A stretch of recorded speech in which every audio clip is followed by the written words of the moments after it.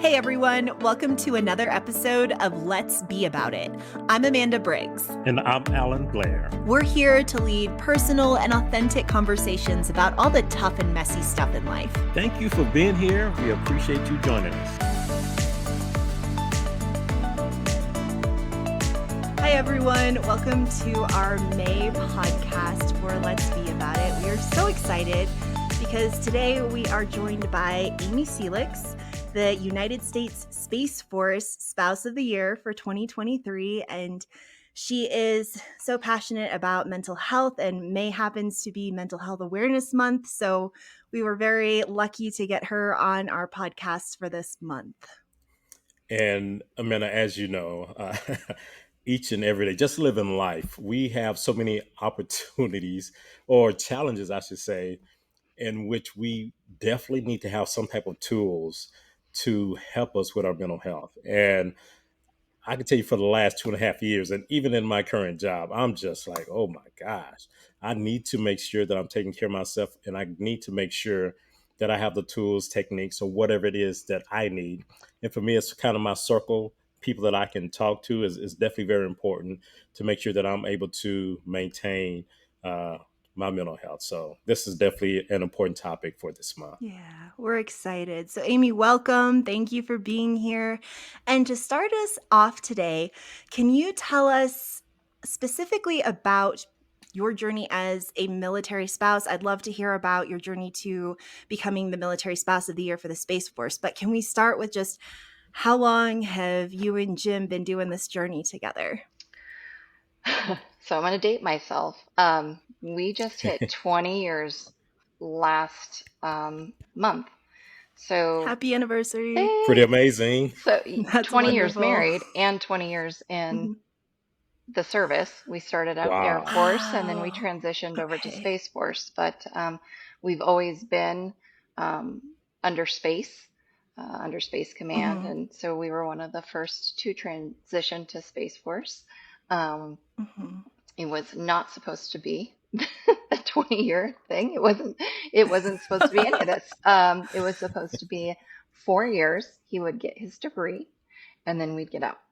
Um, Needless Isn't to, that how it always yep, goes? yep. So it it's very fulfilling though. Obviously, this is, a big part as to why we've stayed in so long and why we continue to want to stay in.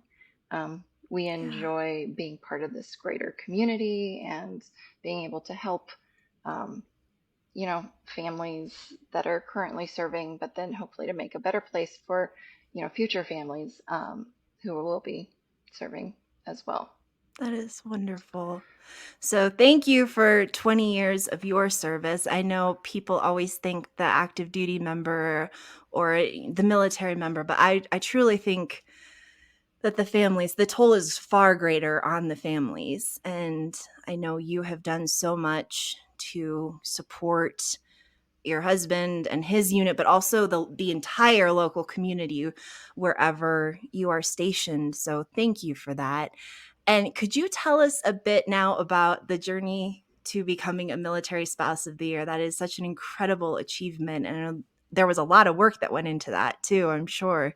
Yeah, there was a lot of work into that, but that is not why that's not why we do it. That's not why any of our spouses do what they do. It's Hmm. because it's the right thing, and it's because I know my connection piece is something I'm passionate about because I needed that connection so many times, and so Hmm. I know that others need the connection piece as well. Um, but not why we do it. We don't do it for Yeah. awards. We don't. I have a hard time. I'm struggling with the title because I feel like it takes away from our actual service members who are on the front Oh, wow. lines. So that's something that I struggle with. But also, what spouses do are so important, regardless as to whether they have a title or not. So the spouses that I know, I mean, they're teachers, they're stay-at-home moms, they're homeschooling their kids. One of my best friends, she's going back to school. Another one just completed her doctorate program. And so there's so Wow. many amazing spouses out there. who are doing wonderful Yeah. things for their community and their family, and supporting our Mhm. members. So yes, again, lots of work. Not why I did any of it. Um, And Amy, Yeah. and I can honestly say when I was in the military, when me and my spouse we entered the military, she was a stay at home mom. yep, And I have to tell you, that was the most difficult job that she has yep, ever had. And she couldn't wait to get back into, and I'm going to just call it the workforce. She was yep. doing plenty of work at home. But just like you said, Amanda and I both know this is definitely not something you were doing for the title, wanting to be No. military spouse of the This year. is very outside your comfort It zone is from very what I outside. Yes, understand. absolutely. And Yeah. it's funny because I feel like I just kind of fell into this. You know, I worked in the dental field for 12 years, uh, and after Okay. 10 being in the military, we decided we're going to do this. We're going all in. And so Okay. I became a stay-at-home mom myself, so my boys had some sort of stability. Um, Mhm. we knew that that wasn't always going to be the case with my husband. Um, the jobs that he was taking on, they're very unpredictable, and so it was important for both of us that somebody was home with the kids. Um, but in that time, you're doing all the things, and you lose a part of yourself after a while. Mm. And so I think that that's why I kind of found myself falling into these roles of helping other people and you know, becoming more active in the community, the military Mhm. community. Um, I think I needed that more than anything. Um, but I find so much joy and satisfaction for in being able to give back. I don't serve, Yeah. but this is a way that I can help our service members, our families, hopefully our country. I don't know. You just do your best. You do. You Yeah. do.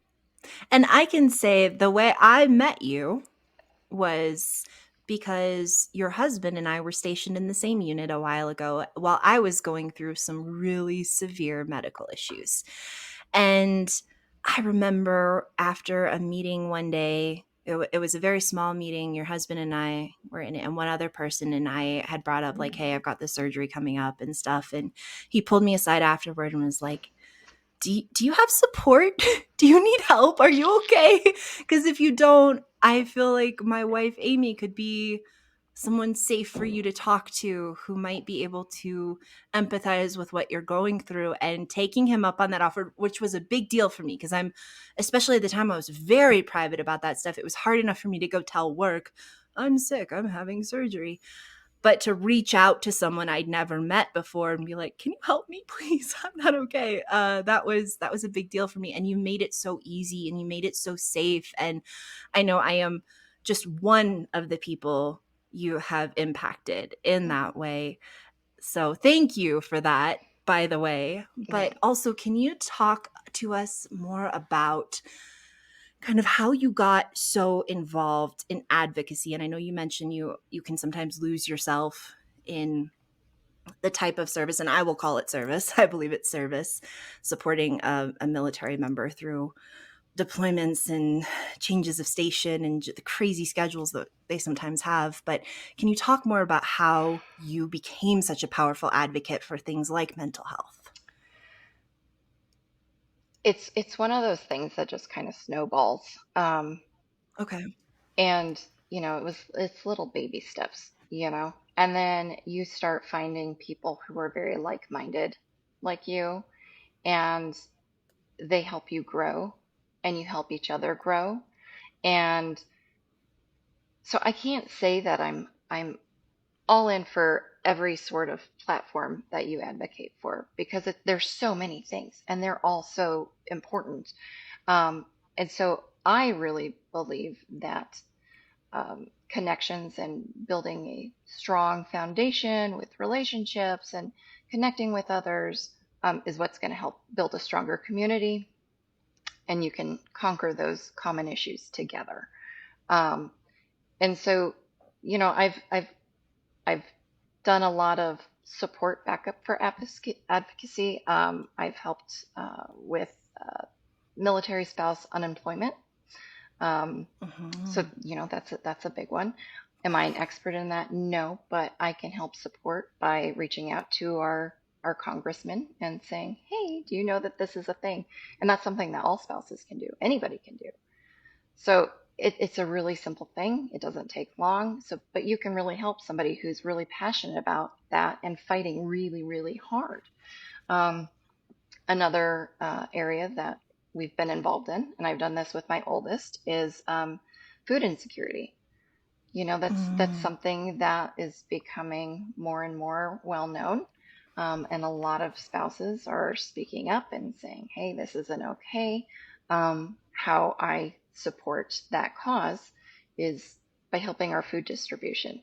So for the last, I don't know, year, we've been picking up food every other Friday from Trader Joe's and bringing it to our Celestial Manna food distribution group here on Nellis. And we feed our community, and it's a really beautiful thing.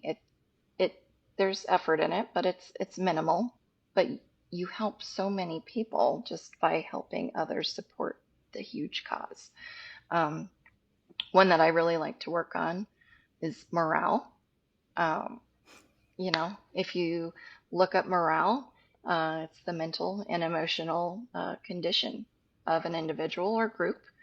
Um, and it's in regard to the function or tasks at hand. And so that plays a part into everything that we're doing. So, and it leads back to mental health too.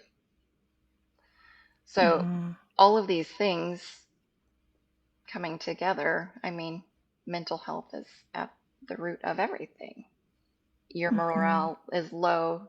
So, it's a number for your mental health. Food insecurity, that also Yeah. is huge on your mental health. And then Yes. spouses who are unemployed who want to work, that also Yes. takes a toll on your mental health. So all of these Mhm. areas, they all circle back around to mental health. So yes, Mhm. I am an advocate for that. um, but you support how you can, and my big one to help mental health is by morale. Okay. And Amy, you just hearing you talk, you remind me of a animated show that I was watching with my grandson. It was called Robots, and in that movie, you know, one of the main characters, excuse me, he would say, "See a need, feel a need." And Hmm. that's exactly what you Ooh. were doing, is that you were seeing a Mhm. need that was out there. And when you saw that need, you was that person who was trying to feel that need, who would, it would in turn help someone else. And it doesn't require you to be an expert in any of these areas, but you No. see that there is assistance that's needed. And many times it needs to be given a voice. Hey, there's this need. I'm going to put a voice to this need, and I'm going to do my part, and I'm going to let other people know that there's this need. And that's what's Mhm. needed to help fix that issue or that problem. So I thank you for being willing to do that. Yeah. Mhm. No, it's a Yeah, it is. yeah, it's a pleasure to be able to just like step up and even if it's just one person that you're helping, you know Mhm. I mean, Amanda, you were that one person. And the funny thing about that is when you're saying that, oh, I was the one who helped you, you actually were really helping me as well, because we share that common, you know Yep. matter. Yeah, we've had similar medical Yeah. issues.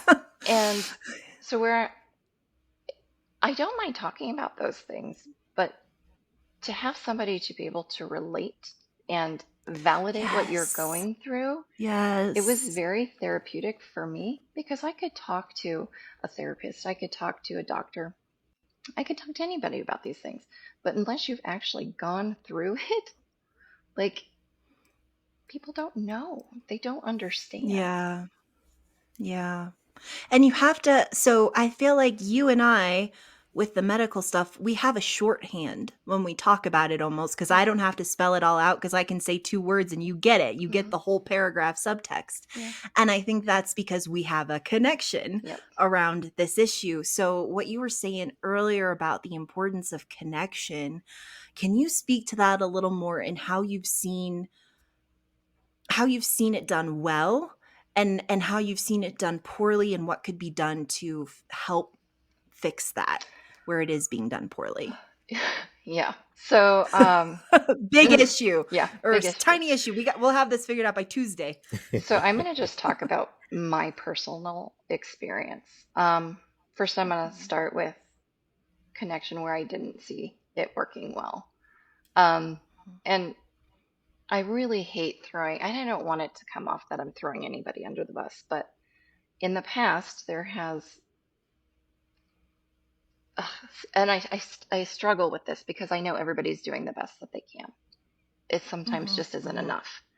Um, mhm. I needed connection, I needed support from a lot of people. I can't just say it was one group of people or not.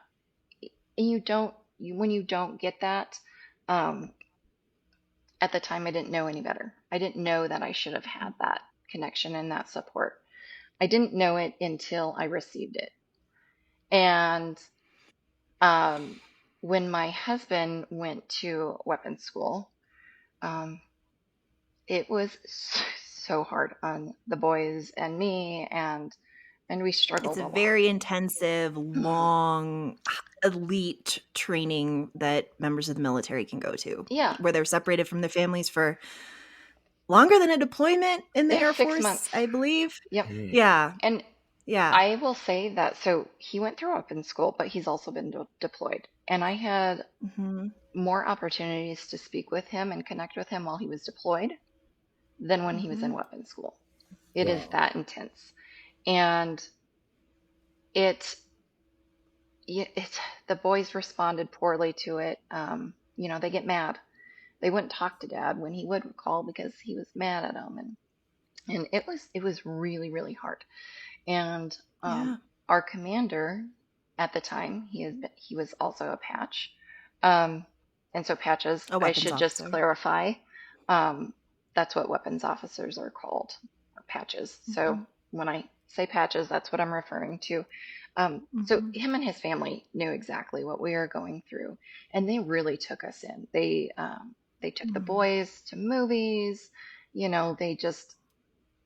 They were showing up whenever I needed. They mhm, were showing up. And that, it was a weird thing to accept that kind of support because you hadn't been receiving it really mhm, until then in that capacity. Um, and it made a huge difference. So then fast forward to the following year, he got called on a short notice deployment, which was also mhm, very hard. At this time, the commander was gone. They had, you know, gone to another assignment, and they're in DC now. All of our summer plans were shot, vacations were shot, and they said, well, why don't you just come out to DC and spend some time with us? And I was like, mhm, wow, that's really, really nice. And she goes, no, I'm serious. And I said, okay. And so my mom came with us, and the two of us drove across the country, took the boys, and we were able to spend some time with a family who also had gone through similar situations and could relate to us, supported us, took us in, included us. It wasn't this, oh, we're going into a home that, it was awkward. It was never awkward. It was just very welcoming. The boys were up with their boys, 10 o'clock at night making waffles. Now we call midnight waffles, and that's still a thing, however many years later. Um, and so with that type of connection, um, you bond more, and you become more than just close friends. You become a new family. And mhm, so that those actions were huge for me, and Mhm. that's something that I've never forgotten. And so a lot of the outreach and connecting I do is because of that. And I want to circle back. Um, at the beginning, when I said it's a lot of work, I should have phrased that better. I think that's more what I was getting to is this act of connection takes effort to be present in people's lives in a way that is meaningful and positively impacts them and their situation and their mental health struggles if that's what they're going through. It's more than a text now and then. And I'm not saying text now and then are bad. They're great, they're something. But when people are actually struggling and deeply in need of meaningful connection, it is work. It is opening your home. It's bigger stuff than I think sometimes we stop and think about in terms of what people genuinely need to know that they have community, that someone has their back in that way. Right. What are your thoughts on that? Yeah, it does take a lot of effort, but it's so worth it, you know. And even if you can't welcome somebody into your house for a weekend, you know, Mhm. it Mhm. really doesn't take a lot to call them up and say, hey, how are you doing? Mhm. You know, send them a birthday card when you know that they're separated from their spouse and it's their birthday and they're Mhm. missing these little, you know, celebrations. I know Mhm. our oldest, he his birthday is a very big deal to him. And so when Jim is missing his birthday, like, you're missing my birthday again. You're missing my birthday again. These Mhm. little things matter Mhm. to people, you know, and Mhm. everybody's needs and wants and what they need to fill their cup, like, it varies. Mhm. And so Mhm. what I've just what I've just done to put myself in the mindset of others is, whereas something that might not be important to me might very well be important to them. So if their Mhm. birthday is important to them, I make sure to recognize them on their birthday and send them a card. And that's minimal effort. You know, if somebody, you know, their love language is words of affirmation, well, then give that to them. You know, it's a lot of listening and observing, Mhm. um, and it's doing. But that doing doesn't require these huge things. It just listen to what everybody needs and then give them a little bit Mhm. of that. Mhm. And Amy, And that consistency. and I'm just going to say, I think that that is so important because it's so easy in today's society to say, I'm just so busy with life. I really Yeah. don't have time. I've Mhm. got a family. I've got this. Yeah. I've got that. So I may make, I may do a check in and I may say, hey, Amy, do you need me to cook for you and the family or drop by a meal? In my mind, I may be thinking, man, I really don't want to do this. I'm really hoping that she says no because people don't want to be inconvenienced. And so many times people Yeah. don't really want to help. They think they want to help. They see that help is needed, but they don't want to be inconvenienced enough to be there for someone else. And just like the example that you gave earlier, so somebody gave to you in your time of need, and now Mhm. you know what that feels like. You know what that looks like, and you're able to Mhm. continue doing that for others. But not everyone is willing to be that person to give to help. Yeah. It's just like, well, that's too much. I've already got too much on my plate.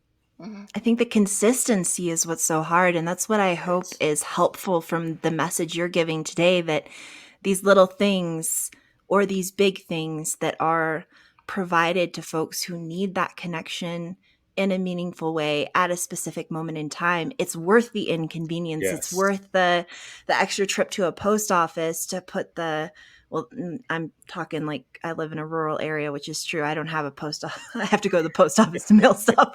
So that's where that came from. But yeah, like some people won't think about going and picking up a birthday card for someone whose birthday really matters to them and their dad is deployed. So I love that you're saying this. I love that you're getting people to think about these things because like Alan said, I don't know if this is intuitive for everyone the way we're talking about it today. And it would be wonderful for it to be intuitive for people to know how to really meet someone where they're at with an action or a demonstration of something meaningful to that individual. I think I think sometimes people are just guarded too, you know? And so, Tell me more. well, I mean, it's hard. It's hard sometimes to just reach out to somebody. That doesn't come Hmm. naturally to everybody. I struggle with it still.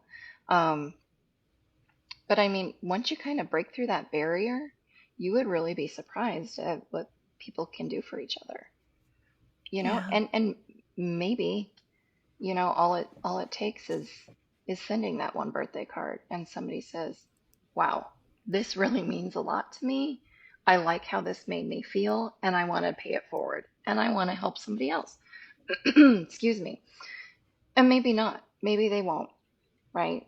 Or maybe they'll think about it later and circle around, and you can't predict people, but you can't help them, Yeah. you know? Yeah. And so even if they're not paying it forward, it's to me, it's still worth it.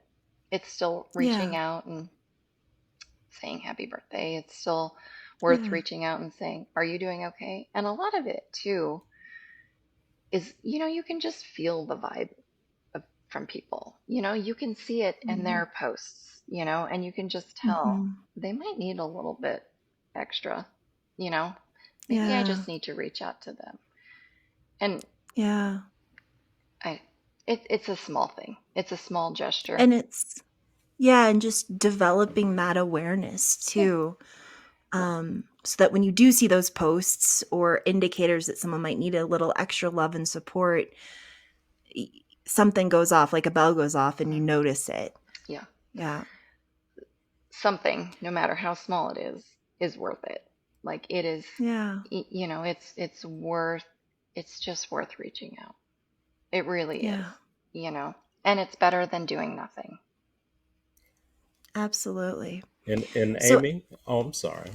no, go ahead, One thing, Alan. one Go thing, for it. one thing I was going to say is that in a previous podcast, Amanda and I both really spoke about the importance of someone reaching out in a Hmm. time of need. I was at a point in my life dealing with post COVID symptoms, couldn't work. I mean, it was just a whole slew of things that I was going through that truly impacted my mental health, and to have somebody to talk to, uh, and being me and being this person. And one thing I kind of spoke to is that I would tell people how important it was to talk to others and do these things that I knew I needed to do, but I wasn't doing for myself. I was fight my masculinity, trying to keep everything in, trying to get through things, and it just wasn't working for me. Mm. And I had Amanda as well as certain groups, family members, but I had a team that helped me through it. But it's at those times in which things are the most difficult that that gesture of, "Hey, how you doing?" or "Do you need this? Do you need that?" makes a world of difference. And so some of the things that Hmm. you just described are just so important for the mental health of each and every person. Right. And as so if we pull that mental health thread, so we've talked a lot about connection, the importance of connection, recognizing moments when connection is needed and acting on it in a variety of ways from simple to elaborate, and just the positive ripple effect that can have. So as you've advocated for mental health awareness, particularly in the military community, I know you have come up with some creative solutions that people can consider adding into their self-care routine and things like that. Can you speak on that a little bit? One of the things that I started doing, or well, I should say, gosh, this was over a year ago already. I took a course through Project Welcome Home Troops, and it was Mhm. a sky resilient. Oh my gosh, what was it? Let me look it I up. can put Okay, it in the I Re- can put it in the video description with a link and everything for perfect. people to follow up Yep. on. So it was Yeah. breathing techniques. It was the power of breath, Ooh. and it was done. Her name is Leslie Moore. I think she's the one who runs the whole program. But At first I was like, oh God, this is like, I want to say it was like over the course of 5 days, and you were doing this for 5 days for 3 or 4 hours a day. I am so glad that I did that, because, at the time you're like, you know, your time is an investment. Your time is worth something. Is this going to be worth it? Mhm, I found so mhm, much value in that course. Um, it it really has given me some tools that, you know, I continue to carry with me now. And it's to help anxiety. It's, to help. It's something that I have a lot of. Not ashamed to say it. But it's something that was really, really beneficial and something that I didn't know I really needed until I took the mm, course. And so I highly, highly encourage people to look into that because it's free, not just to active duty members and veterans, but to spouses as well. I don't mhm. know if they actually like came up with the course material, but I know that at some point they were looking at getting a course for children and Oh, cool. teenagers, which would be huge. Um, Mhm, but if you have the time, uh, definitely I would say look into that and take the course. It's a free resource. Why wouldn't you do it? I also think it'd be mhm. beneficial if this was just kind of a part required training for all active duty, because I mean I don't need to explain to you. Yeah, I think anyone with a stressful Yep. job could benefit from learning how to do some breath work. Yep. And I mean, so you Yeah. just take it with you wherever. You don't need to have devices. You don't need to. You have everything you need within yourself. So that was wonderful. The other thing that I just recently purchased was an Alpha stem, and I got that. Okay. Yeah, it's oddly enough, I found out that TRICARE used to cover it. They don't anymore. So the insurance. Yeah, Okay, so some insurances might cover the device. possibly. Yeah, you do need a prescription Okay. for it, and I got that through my integrated medicine department Mhm, out at Nellis. Thank goodness, you always kind of, they say things happen for a reason. Sometimes I think we were here so I could be a part of this department at the hospital because they've changed my life. Um, but because of the recommendation, I got this Alpha Stem, and okay. it's really interesting. It's just this little device, and you hook it onto your ears, and you can do settings. It's 20, 40, and 60 minutes at a time. Um, but it's it's like a cranial electrotherapy stimulator, and it helps with anxiety, Mhm, depression, and sleep. Um, all of those things I can tell you have improved for me since I've been doing this. I try to do it mhm, once a day. My youngest mhm. has also started doing it as well, and you can put it around your neck and put just clip it to your ears, and that's it.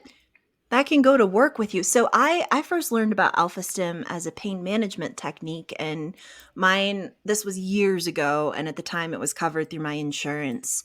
But the reason they wanted me to try it is cuz it's so small and portable and I could take it to work with me and slip it on my ears Yep. for 20, 40, or 60 minutes at a time. And I found it to be very effective for pain, but I didn't know that it had benefits for mental health issues as well. And again, I'll just beat the drum of it's tiny, it's portable, it's very low profile for folks who need an on the go option Right. for a mental health issue. It might be worth talking to your doctor about that to see if that device could be useful for you. Yeah. Okay, y'all gonna have to help Alan out. I've never heard of the alpha stem.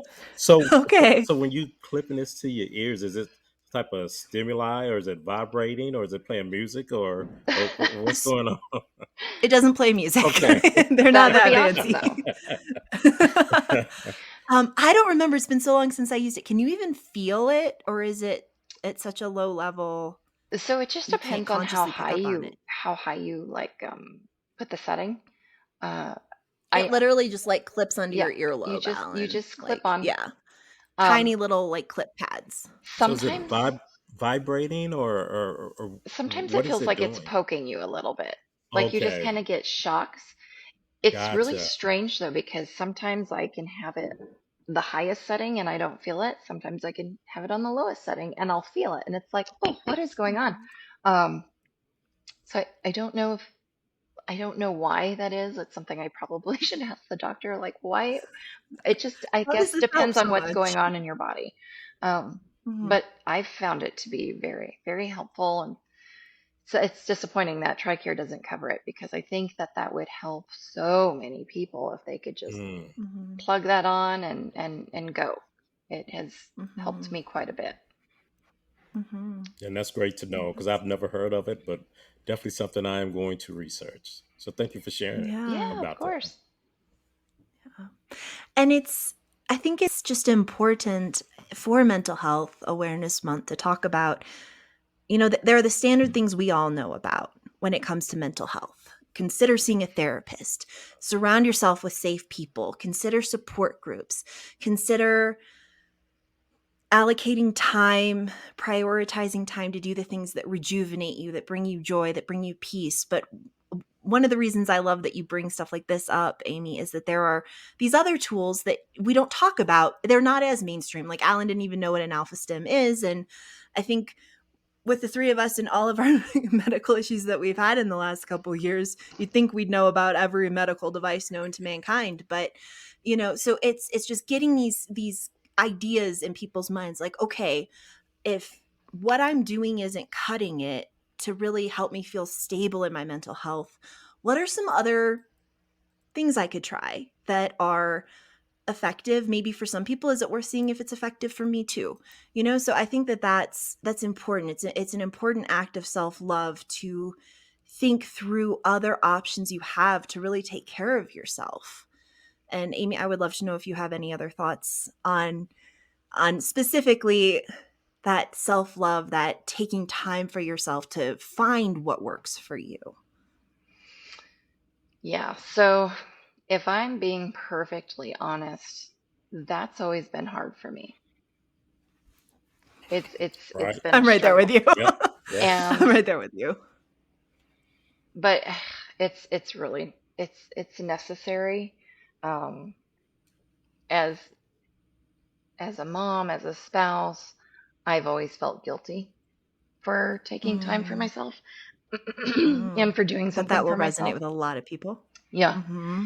And I I mean even still it's something that I really really struggle with.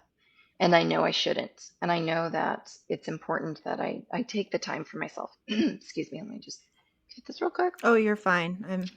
I've been sipping water this whole time too. Um I'm struggling to answer that question. Um That's okay. And just Amy, so We many, can we can move on. no, but so many of us have that internal struggle of taking Mm-hmm. time out for ourselves to make sure that we're taking care of ourselves. I mean, because yeah. I'm still struggling with that. I mean, as of today, as of We were talking about that before we started recording. because Yeah. You know, I can say that um burnout not only applies to Mm, active duty members, it also applies to our spouses. Um, and part of that is my fault because I haven't always taken the time to care for myself. So I own mm, that. I'm aware of it, something that I'm working on. Um, but yeah, no, that's definitely a thing. It's interesting because last week we had no, I'm sorry, this was almost 2 weeks ago now. Can't keep track of my days. When we were out to DC for that MSOI week and all the mm-hmm. celebration and festivities. Um, one of, Military spouse of the yep, year for military our spouse of the civilian year. listeners. Yep. Yeah. There's seven of us branch winners, and Evie, who ended up taking overall, her Mm-hmm. platform is health and well-being and self-care. And I was I was just like, yeah, that's something that needs to be talked about. That's something that needs to be addressed. And thank goodness that she is taking that on and bringing more awareness to that, because it's something that needs to be fixed. Is Mhm. it something that's going to be fixed overnight for all of us? Absolutely not. But it was so nice to listen to her talk and go, okay, we're not alone. Somebody does get Mhm. it, and now we Mhm. have her fighting for that awareness for all of us. And um, yeah, I think she would be great for you guys to talk to too, because all of them would be wonderful. But her platform kind of struck me because Yeah. I need it, you know. Yeah. And so Yeah. yeah, it's hard. It is. And I'm wondering, as you've taken time to do the breathwork course, as you've taken time to really utilize the hospital there at Nellis Air Force Base, how have you felt after doing those acts of self-care and self-love for yourself? Do you find that you feel like, "Oh gosh, I'm so guilty because I took that time," or do you find yourself feeling rejuvenated and like, "Yeah, that was outside my comfort zone, but that was so good for me." Like, how does that usually shake out for you? I know these things work, because every single time I do them, I feel better. Um, Mhm. my what I really have to work on though is maintaining that and keeping up with it, because it's so easy to fall into your old routine and to, go straight to the kids' needs and straight to, whatever's going on. That it's easier to just avoid it sometimes for me. Mhm. Um, Mhm. So what would your encouragement be to our listeners if you wanted them to walk away with one thing from this recording, this podcast episode, what would you like them to carry with them and maybe consider implementing? as far as self-care, as far as mental health. Anything within the realm of connection or mental health, or maybe one for each? So I guess the first thing I would say is nobody's ever alone. There are lots of people out there who are helpers, and Mhm. we don't walk around with signs. Um, Sometimes you have to look for us, but there are a lot of helpers out there, and you two are helpers. Um, there's a lot of us. So I would say to Mhm. always look for the helpers, and I would also say that your feelings are valid and that it's okay to feel guilty, but it's okay to move on from that guilt too. Oh, That's I love good, Amy. that. That's That's good. good. I can't think of a better note to end on than that. So, Aimee, thank you so much for being here today, for taking time to talk with us. Alan, any final words today? Hey, I just want to thank Amy for helping people understand one, the importance of being there to help others. And also, just like what you said, if you need that help, you need to find that person and Mhm, seek them out because they are out there. So those are mhm, some valuable tools that people need to hold on to. mhm. All right. Well, thanks so much again, Aimee. And for our listeners, we will see you next month with another podcast. Until then, take care. Thanks so much for spending your time with us today. Please remember to like, share, subscribe, leave a comment, leave a review. You know the drill. Until next time, let's not just talk about it, let's be about it.